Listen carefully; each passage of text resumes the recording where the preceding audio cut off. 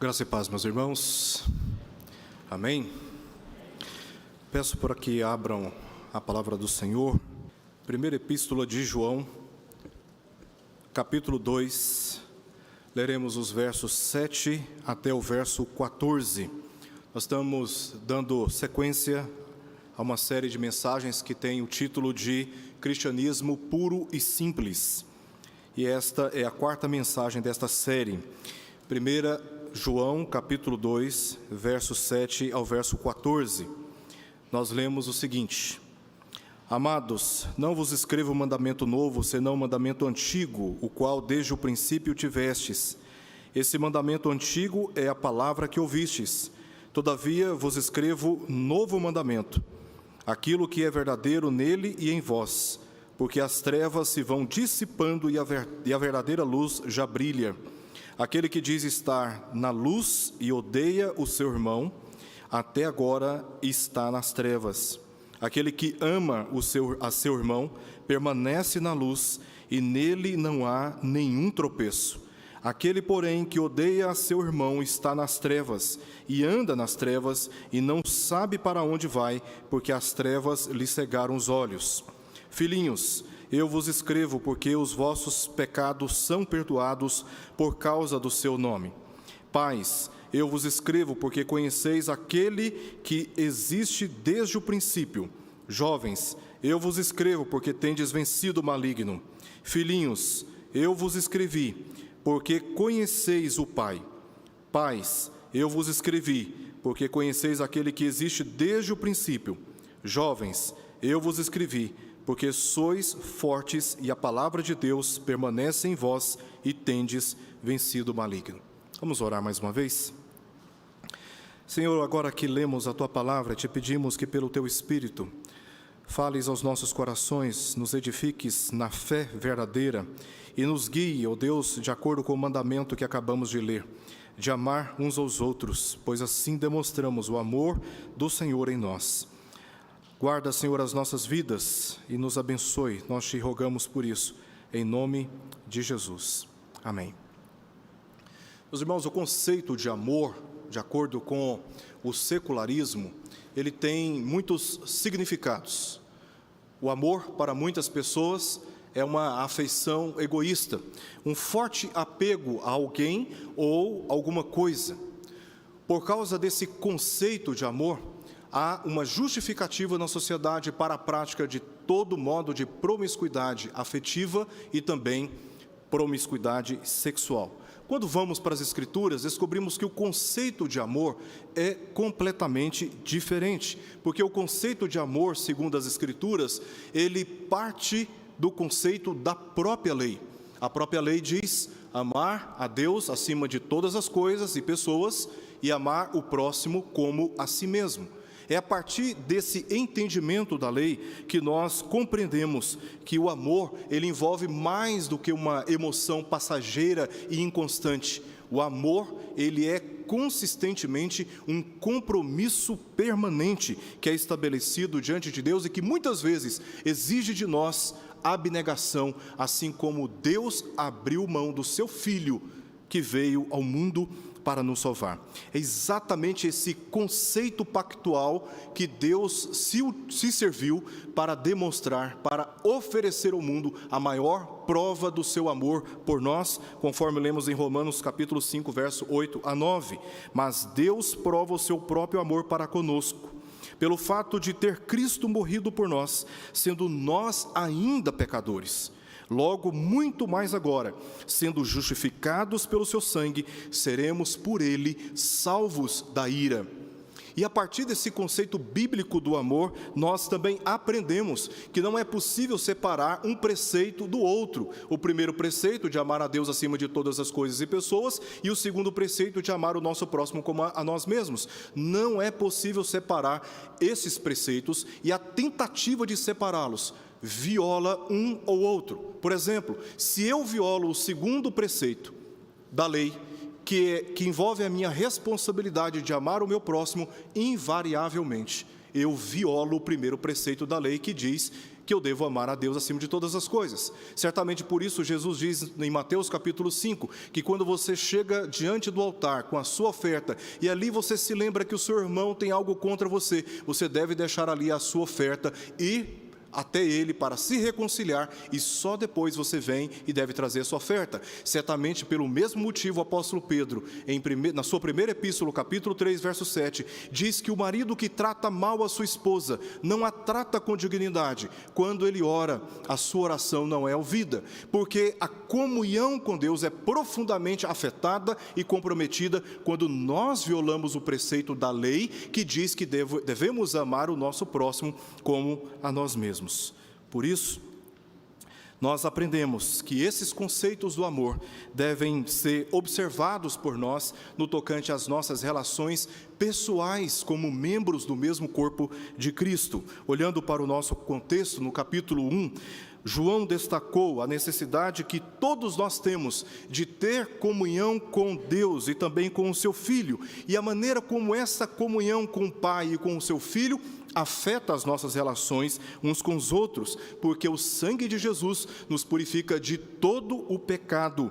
E assim, então, nós vivemos uma vida de comunhão com o Pai refletida nas nossas relações interpessoais. Entre os capítulos 2 até 5, o último capítulo da primeira epístola, João vai mostrar para nós como essa comunhão afeta profundamente as nossas relações de modo prático. Primeiramente, observando e obedecendo o ensino da palavra de Deus, conforme lemos e expusemos aqui na última oportunidade, nos versos 3 até o verso 6. Este amor de Deus que é demonstrado através da nossa observância e obediência irrestrita à palavra de Deus. Em segundo lugar, na passagem que nós lemos, especialmente os versos 7 e também até o verso 11, somos orientados que a obediência ao mandamento do amor deve comprometer permanentemente as nossas relações. Esse mandamento resume a vida de Jesus e exige de todos nós, conforme lemos no verso 6,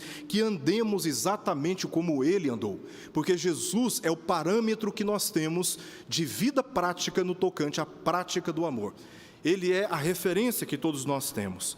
Tal mandamento é apresentado aqui nos versos 7 e no verso 8, em seu caráter duplo. Primeiramente, João vai expor esse conceito como sendo um conceito antigo, e depois, no verso 8, como sendo um mandamento novo. Entre os versos 9 até o verso 11, João corrige qualquer entendimento equivocado sobre a prática deste mandamento, apresentando 3 hipóteses, e termina aqui do verso 12 até o verso 14, concluindo para nós com algumas afirmações de encorajamento à igreja, porque ao expor esses assuntos, alguns irmãos da igreja poderiam ficar na dúvida sobre a sua salvação ou sobre a sua comunhão com Deus. Então, João teve o cuidado, a cautela de fazer algumas afirmações, demonstrando a sua confiança à igreja, de que a igreja verdadeira, os crentes verdadeiros, estavam já comprometidos com aquilo que ele estava ensinando. Vamos observar agora o que diz o verso 7 do nosso texto. Diz assim: amados, não vos escrevo mandamento novo, senão mandamento antigo, o qual desde o princípio tiveste. Esse mandamento antigo é a palavra que ouvistes. João inicia chamando os membros daquela igreja de amados, assim como ele se referiu à igreja em outras passagens. Capítulo 3, verso 2 e verso 21, capítulo 4, verso 1 e também o verso 7, e também no verso 11 do capítulo 4, João se dirige àqueles irmãos os chamando de amados, porque considerava aqueles irmãos a partir do amor que Deus lhes ofereceu, conforme nós lemos no capítulo 4, verso 10. Nisso consiste o amor, não em que nós tenhamos amado a Deus, mas em que Ele nos amou e enviou o seu Filho como propiciação pelos nossos pecados. João já tinha dito isso no capítulo 2, no verso 2. Como Cristo veio como prova do amor de Deus, se sacrificando na cruz, derramando o seu sangue, para que nós tivéssemos os nossos pecados perdoados e a nossa comunhão com Deus restabelecida. Portanto, João, quando se dirige à igreja, se dirige considerando que aqueles irmãos foram amados por Deus, a ponto de Jesus derramar o seu precioso sangue para lhes purificar os pecados e lhes garantir a vida eterna. Esse é o testemunho mais sublime, é o testemunho mais elevado do quanto Deus ama o seu povo. E esse mandamento foi chamado aqui de antigo, porque tem a sua origem nos dias de Moisés, conforme nós lemos em Levítico, capítulo 19, verso 18, e em Deuteronômio, capítulo 6, versos 5 a verso 6, algo que eles já conheciam, assunto esse, conceito esse, que eles já tinham sido formados. Por isso João está dizendo, olha, o que eu estou dizendo a vocês não é nada novo, é algo que vocês já receberam. Veja, por exemplo, as referências de passado, de tempo passado que João faz aqui no verso 7. Desde o princípio, depois é a palavra que ouvistes, ou seja, não é nada novo. João está apenas reafirmando o testemunho da lei e a sua verdade como princípio de autoridade daquilo que ele está ensinando. É como se ele estivesse dizendo para a igreja, o que eu trago para vocês, o que eu tenho para ensinar a vocês, é aquilo que já foi dito, é aquilo que vocês já aprenderam, é aquilo que consta nos mandamentos, que consta na lei de Deus. E ele usa essa argumentação justamente para enfatizar a autoridade aqui do seu ensino. Ele não está inventando nada, ele está apenas reafirmando aquilo que já estava escrito. O verso 8 diz, todavia, uma conjunção adversativa, todavia vos escrevo novo mandamento. Parece que João está entrando em contradição agora, ou pelo menos trazendo algo novo que não consta na lei. Algo novo que ele está inventando e está trazendo para a igreja, como se fosse uma revelação à parte daquela que já tinha sido dada e ensinada para a igreja. Contudo, o que João está aqui se referindo é ao amplo entendimento que este mandamento tem e assumiu no testemunho do próprio Senhor Jesus. João diz o seguinte, aquilo que é verdadeiro nele, se referindo aqui a Jesus. E ele completa, e também em vós. Ele reconhece os verdadeiros crentes pela prática do mandamento, segundo o entendimento correto dele. Tal entendimento teve a intenção de fortalecer os crentes, algo que ele vai dizer mais adiante a partir do verso 12, e denunciar os falsos mestres. João está trazendo um novo mandamento e, ao mesmo tempo que ele está trazendo a amplitude desse mandamento, ele está afirmando que esse mandamento ele foi cumprido na pessoa de Jesus e ele está em vocês. Como que dizendo, vocês, à luz desse mandamento, são completamente distintos dos falsos mestres, daqueles que andam segundo os seus próprios interesses carnais, porque eles não andam como Jesus andou. Também, certamente, João aqui está se referindo às palavras de Jesus que se encontram no seu Evangelho, no capítulo 13, versos 34 e 35. Nas palavras de Jesus, nós lemos o seguinte, novo mandamento vos dou. Jesus está fazendo uma crítica ao entendimento equivocado das autoridades daqueles dias com respeito aos mandamentos. Que vos ameis uns aos outros, assim como eu vos amei, que também vos ameis uns aos outros. Nisto conhecerão todos que sois meus discípulos, se tiverdes amor uns aos outros. E assim foi descrito como novo, por duas razões de acordo com as palavras do próprio Senhor Jesus. Em primeiro lugar, porque Jesus ampliou o mandamento de amar aqueles que estavam fora da comunidade judaica. Lá em Levítico, capítulo 19, verso 18, nós lemos, amarás o teu próximo. Os judeus entenderam que o próximo aqui nada mais é do que aqueles que pertenciam à comunidade de Israel. Então eles rejeitavam os outros povos, e ao rejeitar os outros povos, ao destinar esse sentimento de ódio, de rejeição aos outros povos, a missão de Israel, de ser luz entre as nações, conforme nós lemos em Isaías capítulo 61, estava sendo comprometida, porque eles não estavam obedecendo adequadamente o mandamento do Senhor. E o que Jesus diz aqui, no capítulo 13, versos 35 e 36 de João, que vos ameis uns aos outros. Jesus está alterando os termos deste mandamento, porque ele estava se referindo aqui ao amor que o povo judeu deveria ter também para com aqueles que andavam nas trevas e carecendo também da luz do Evangelho. Tanto é que lá em Mateus capítulo 5, verso 44, Jesus afirmou para eles, dizendo, eu porém vos digo, amai os vossos inimigos, e orai pelos que vos perseguem. Em segundo lugar, porque Jesus ensinou que o nosso amor um pelo outro deve ser baseado no amor de Deus por nós. Assim como é dito no verso 5 do capítulo 2, esse amor de Deus que é aperfeiçoado no nosso coração. Voltando para Levítico capítulo 19, verso 18, nós lemos: amarás o teu próximo como a ti mesmo. Veja qual é a referência. A referência do amor que devemos aos outros é o amor que temos por nós mesmos. E Jesus está dizendo, no capítulo 13 de João, Evangelho de João, verso 35 e 36, que vos ameis uns aos outros, assim como eu vos amei. Porque o amor de Jesus é a referência que nós temos para aplicarmos corretamente o mandamento que diz: amar o nosso próximo como a nós mesmos. Sem essa referência, nós que somos egoístas, nós que somos indiferentes, nós que ignoramos as necessidades dos outros para proteger os nossos próprios interesses, não amaremos de modo adequado o nosso próximo, não amaremos de modo adequado o nosso irmão, que está aqui do nosso lado.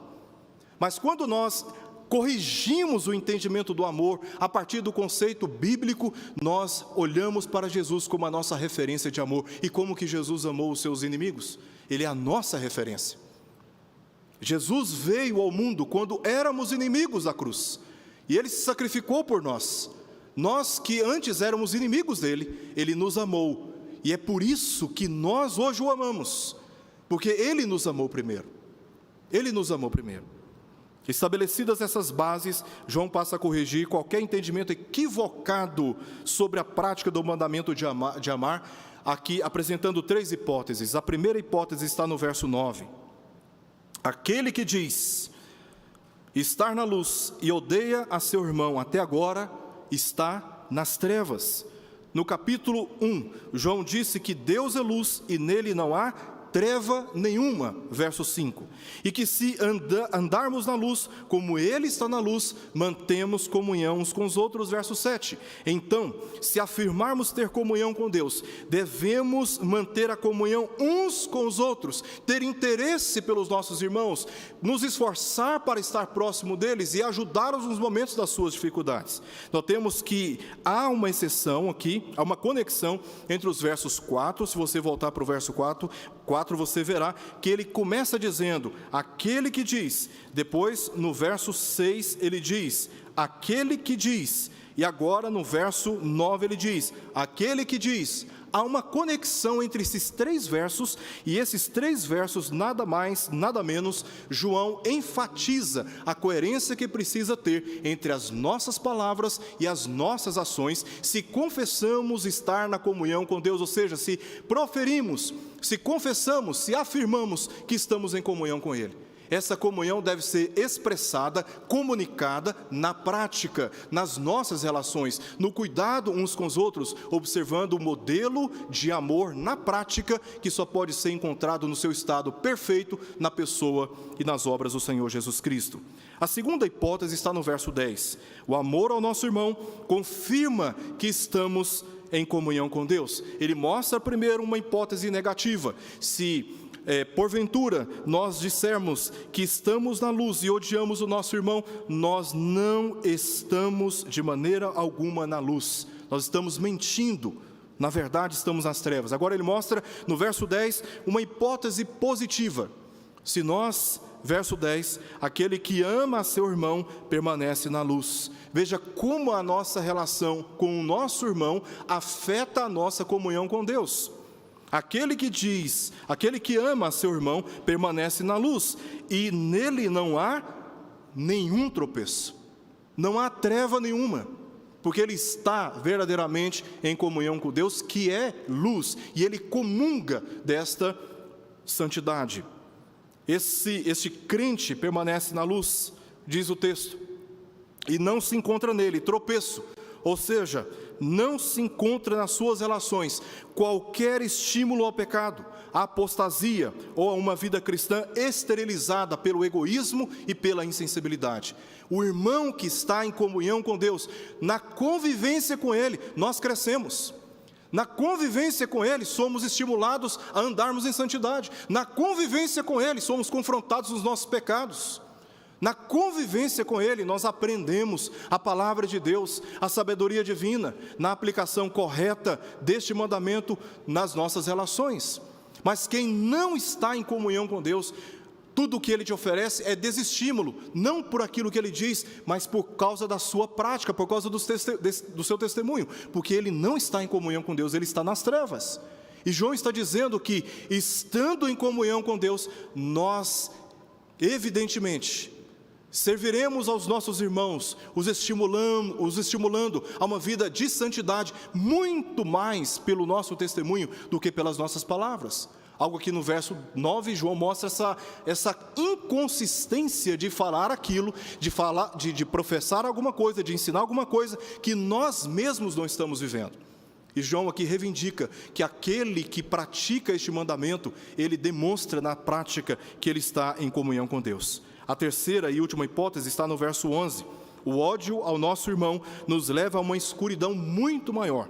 Notemos o que ele diz, verso 11: aquele, porém, que odeia seu irmão, está nas trevas e anda nas trevas e não sabe para onde vai, porque as trevas lhe cegaram os olhos. Se você ler novamente o verso 9, você vai perceber que João, na primeira parte, está repetindo as mesmas palavras. Ele não está trazendo nada novo. Contudo, na segunda parte, depois da palavra trevas, João está trazendo para nós aqui algumas ênfases, pelo menos duas ênfases e uma razão que ele apresenta no final. A primeira ênfase que ele dá aqui está na frase, anda nas trevas. Ele anda nas trevas, esse que odeia o seu irmão, que o trata como um inimigo, é um adversário, e que não se esforça pelo bem dele, por falta de amor. O ódio não é apenas o plano de agredir, de ferir e de fazer mal, é simplesmente você não cuidar dele, você não demonstrar e oferecer qualquer tipo de afeto, empatia pelo seu sofrimento, pelos seus interesses.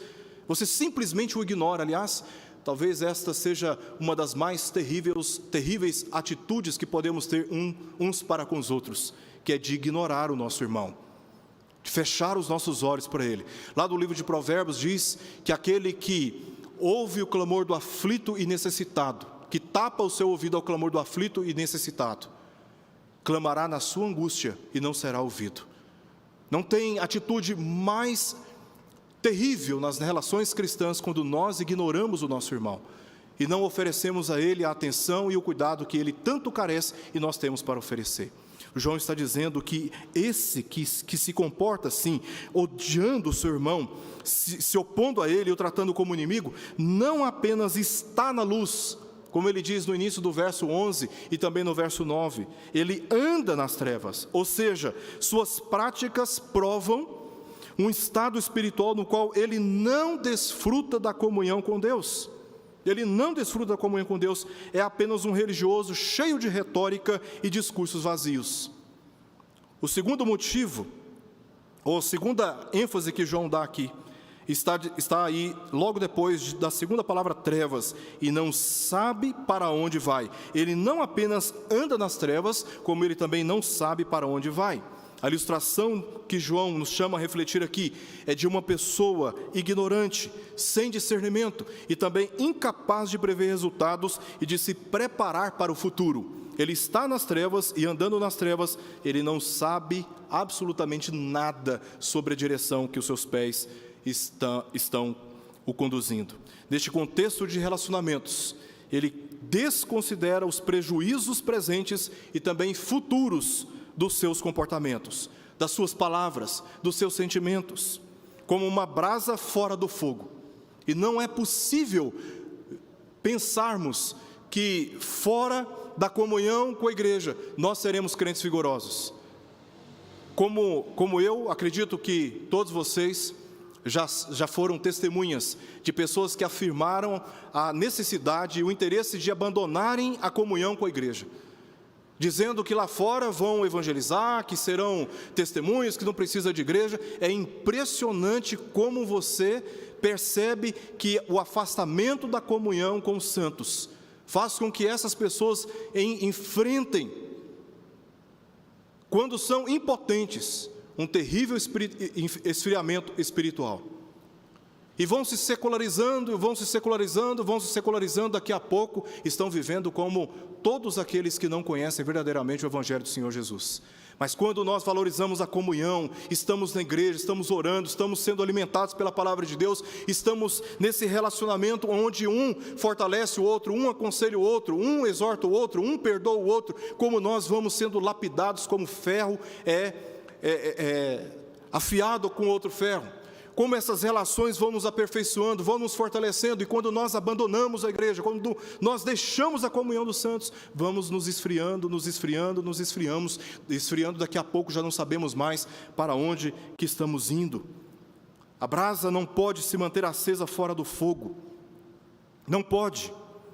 O ódio tem o poder de enganar a ponto de a pessoa preferir a mentira que a verdade, e ainda fazê-la ostentar-se na sua incredulidade e também no seu orgulho. Nós vimos agora há pouco o testemunho de um irmão, presbítero nosso, emocionado, porque depois de tantos meses privado do culto público, tem a oportunidade de vir à frente e nos dirigir no culto ao Senhor, emocionado. Essa emoção, essa vibração na vida cristã, esse amor, esse apego uns aos outros deve estar presente não só no meu coração, mas no coração de todos nós. É o amor de Deus que nos visita e nos permite ter esse interesse de estarmos juntos e não perdermos um dia sequer de estarmos na casa do Senhor. Aliás, o salmista diz que um dia na casa do Senhor vale mais do que 1000 fora. Mais do que 1000 fora, porque não tem valor que possa ser comparado à comunhão dos santos. Quando nós nos reunimos e unimos as nossas vozes no louvor ao Senhor que salvou a nossa vida por meio de Jesus Cristo, não tem nada mais precioso para um cristão verdadeiro que estar junto com os demais, num culto de louvor e de adoração ao Senhor, ouvindo publicamente a palavra do Senhor.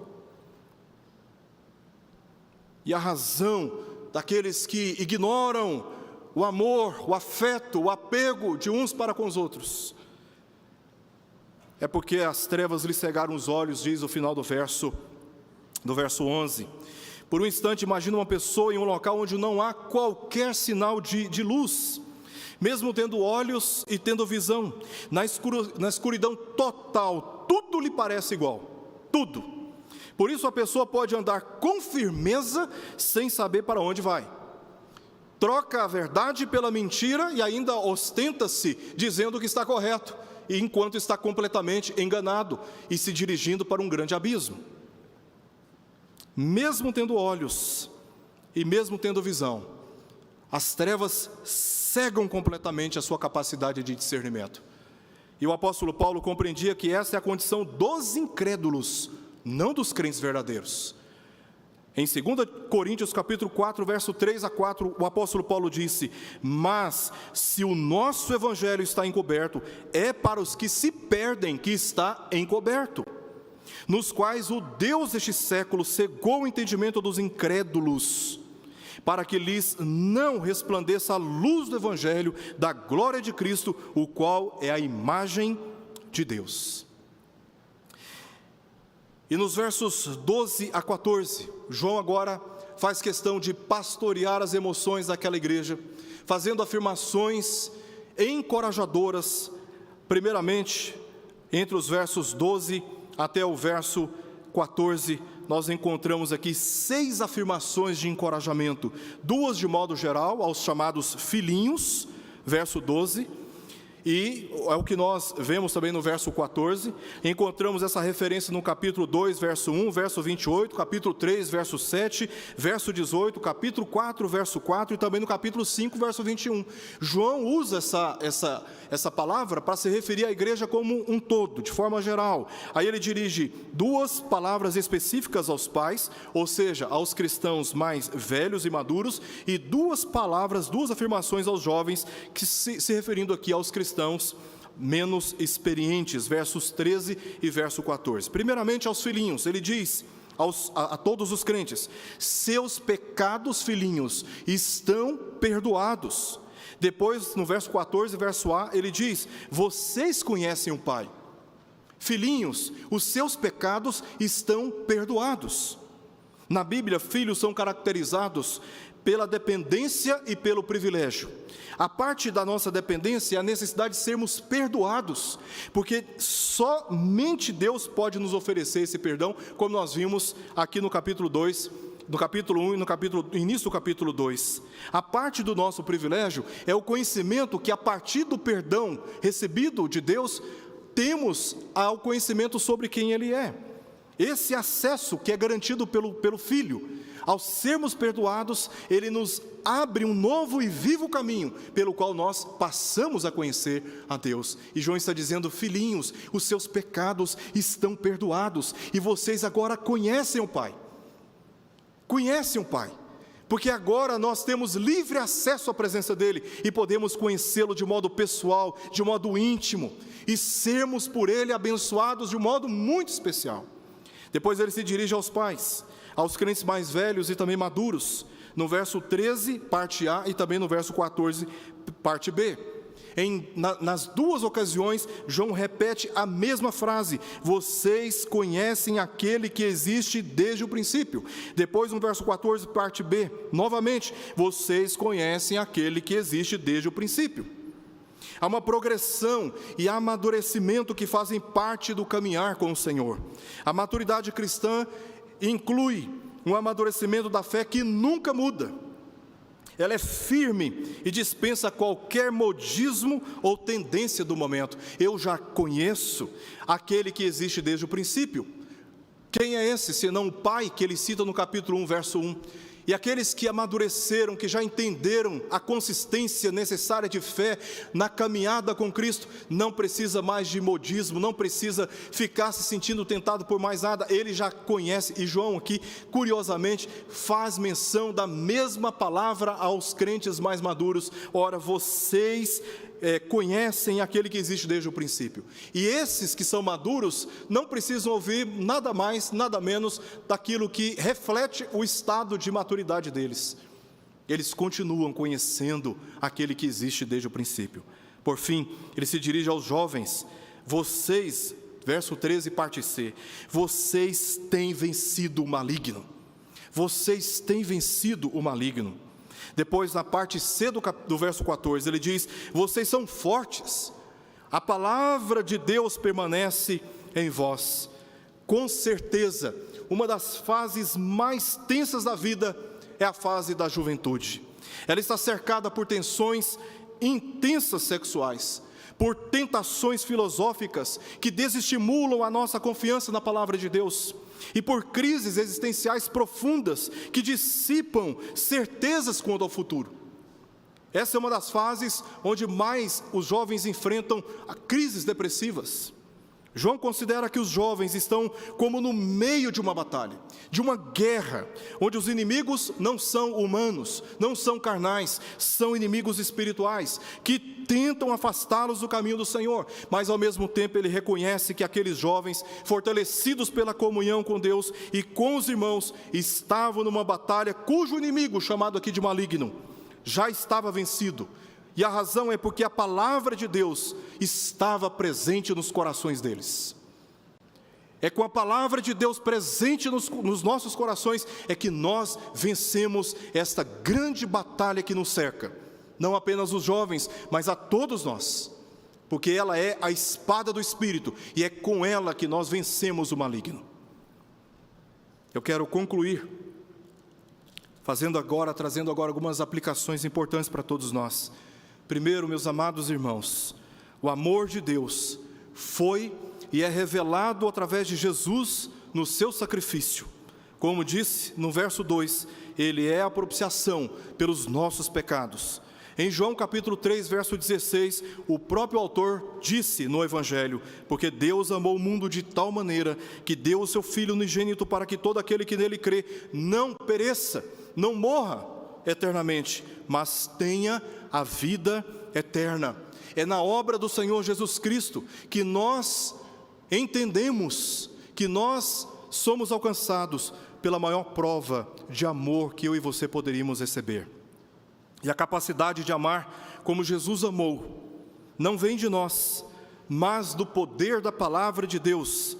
João diz no verso 5: do capítulo 2, aquele, entretanto, que guarda a sua palavra, nele verdadeiramente é aperfeiçoado o amor de Deus. Só somos capazes de amar, especialmente aqueles que nos ofendem, especialmente aqueles que nos fazem mal, especialmente aqueles que nos traem, se em nós o amor de Deus for aperfeiçoado nos nossos corações.